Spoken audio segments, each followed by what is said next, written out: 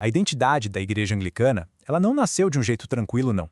Pelo contrário, foi literalmente forjada no fogo de um século de conflitos religiosos, políticos, uma confusão que simplesmente abalou a Inglaterra até as suas bases.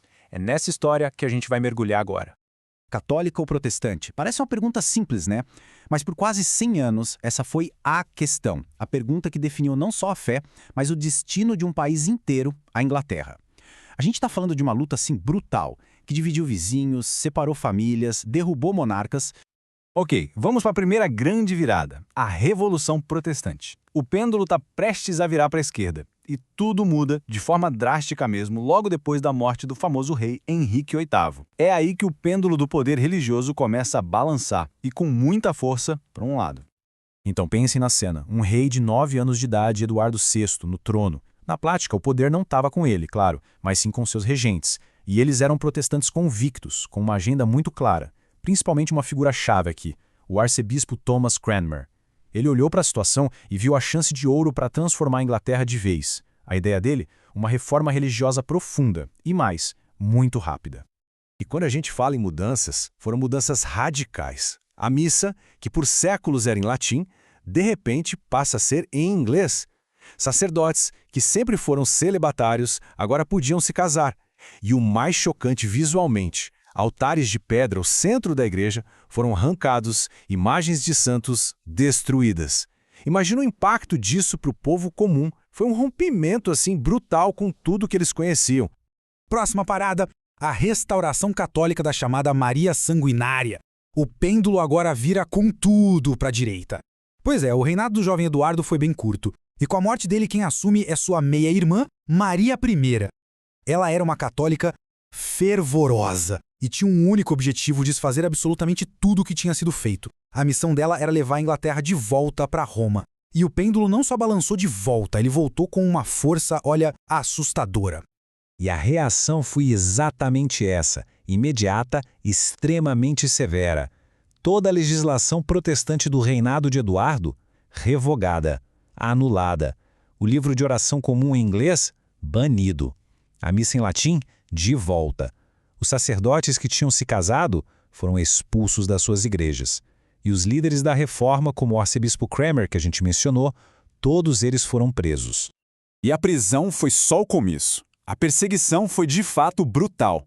A ordem era clara: hereges para a fogueira. Maria não teve a menor hesitação em usar o fogo para, na visão dela, purificar o reino da heresia protestante. O número é chocante.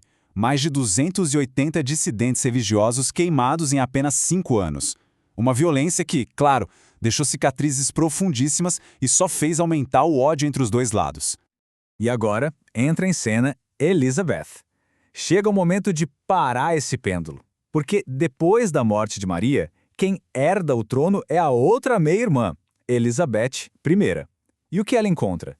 Um reino completamente traumatizado, sabe? Dividido por esses dois extremos religiosos. A tarefa dela era quase impossível. Achar um jeito de unir o país de novo, antes que ele se autodestruísse. A solução que a Elizabeth encontrou politicamente, foi genial. Foi o que ficou conhecido como a Via Média, um termo em latim para o caminho do meio. A ideia não era tentar agradar os radicais de nenhum dos lados, isso seria impossível. A meta era outra: criar uma igreja nacional onde a grande maioria das pessoas, os moderados, pudessem conviver em paz. Era um compromisso, uma aposta deliberada na unidade do reino. E como ela fez isso na prática? Basicamente com 3 pilares, o chamado Acordo Elisabetano. Primeiro, o ato de supremacia. Ele dizia que a rainha era a governadora suprema da igreja. Parece só uma palavra, mas a mudança de chefe para governadora foi sutil e muito importante para acalmar os católicos. Segundo, o ato de uniformidade, que obrigava todo mundo a usar uma única versão do livro de oração comum. E por fim, os 39 artigos, que definiram a doutrina. E aqui está o truque. A teologia era basicamente protestante, mas a estrutura da igreja, com bispos, rituais, tinha uma cara bem católica. Só que, claro, um caminho do meio nunca é um caminho fácil. Longe disso. Quase que, imediatamente, a solução da Elizabeth foi atacada pelos dois lados. Para os católicos mais fiéis ao Papa, aquilo era pura heresia. E para os protestantes mais radicais, os puritanos, aquilo era uma reforma pela metade, uma traição. Agora, vamos ver como esse caminho do meio foi testado. Porque a paz que a Elizabeth conseguiu, ela era muito frágil, as tensões que ela brilhantemente conseguiu administrar não sumiram, elas só ficaram quietas por um tempo. No século seguinte, tudo isso ia explodir de novo. E explodir na forma de uma guerra civil que levaria o caminho do meio ao seu limite, ao seu ponto de ruptura. E o século XVII foi, nossa, uma loucura. Pensa só, teve a conspiração da pólvora, uma tentativa católica de explodir o parlamento. Teve a ascensão do poder dos puritanos. E aí, uma guerra civil sangrenta que acabou com a execução do rei Carlos I. A monarquia foi abolida por um tempo e a Inglaterra virou uma república puritana. Mas no fim das contas, o projeto puritano falhou, a monarquia foi restaurada e junto com ela a Igreja da Inglaterra. Ou seja, o caminho do meio sobreviveu, mas nossa, a que custo? E aqui a história dá outro salto impressionante. A gente vai de uma igreja nacional para uma fé mundial. Porque essa solução, essa via média que foi forjada no meio de tanto conflito na Inglaterra, ela não ficou presa na ilha. Ela começou a se espalhar pelo planeta. E como isso aconteceu?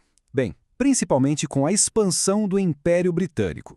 Para onde os navios ingleses iam, a Igreja da Inglaterra ia junto. Foram capelães, missionários, colonos, que levaram essa forma bem particular de cristianismo, o caminho do meio, para todos os continentes.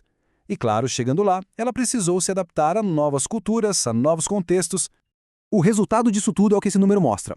Hoje, aquela igreja que era uma solução para um problema nacional inglês se tornou uma fé global. Estamos falando de uma presença anglicana em mais de 180 países.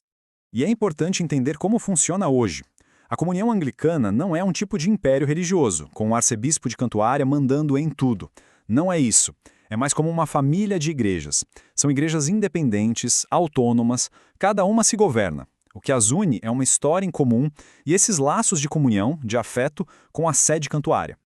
E tudo isso nos traz a uma última pergunta, uma reflexão final. A própria essência do anglicanismo, como vimos, foi essa tentativa de achar unidade no meio da divisão, de criar um equilíbrio entre lados opostos.